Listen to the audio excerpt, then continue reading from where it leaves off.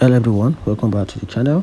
In this video I'm going to walk you through how to adjust focus on iPhone camera. So to get started, you have to open your iPhone camera.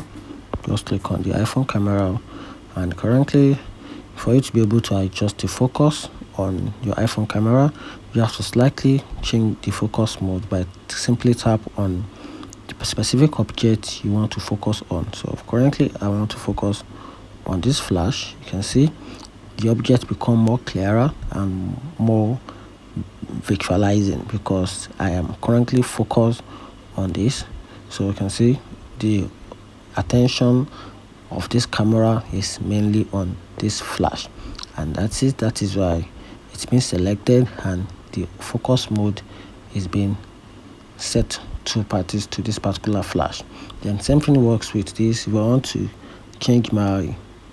to change the focus mode of this to this Wi-Fi, you can see it becomes more clearer and more clear and open to see.